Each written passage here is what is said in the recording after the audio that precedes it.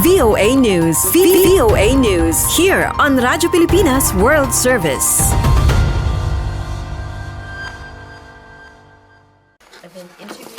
In this library at Rice University in Houston, the stories of Asian Texans are waiting to be unboxed. The Houston Asian American Archive includes some 500 first-hand accounts of Asian immigrants and their descendants. My father came from China.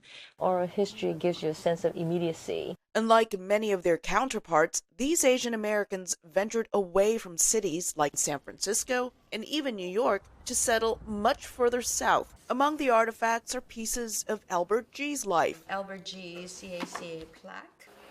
His daughter, Linda Wu, has kept some of her father's photos. To the White House for a state dinner. My dad was born here in the United States.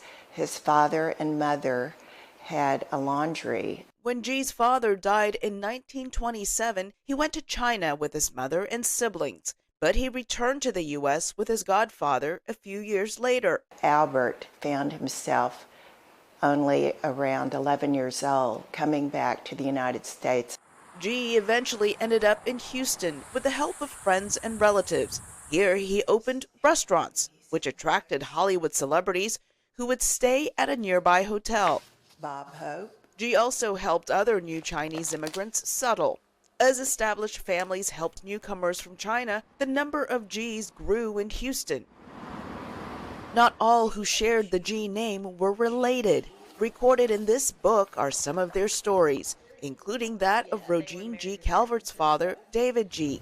He came to the U.S. at age 17 in the late 1920s as a so-called paper son. At that time, we had the Chinese Exclusion Act, which banned many Chinese from immigrating to the U.S. Paper sons and paper daughters are the name given to people who buy false papers. They were rightfully looking for people that were breaking the law, and unfortunately my dad was one. After being detained for almost a year at the Angel Island Immigration Station in San Francisco, California, Calvert's father was granted permission to stay. He eventually married and settled in Houston, Texas. He worked in the grocery business with the help of other G's. Chow says the first large group of Chinese immigrants arrived in Houston in the 1940s and 50s.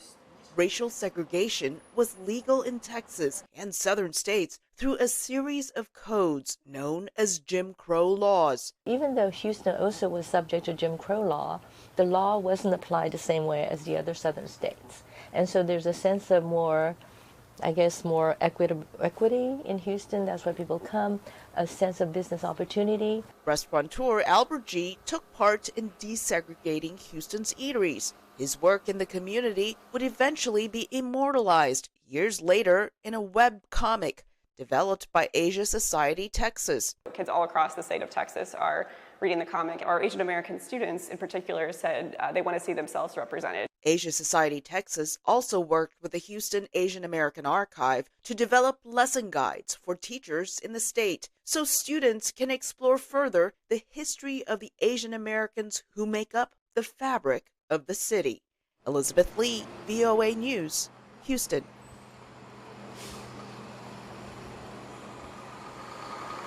VOA News. VOA News. Here on Radyo Pilipinas World Service.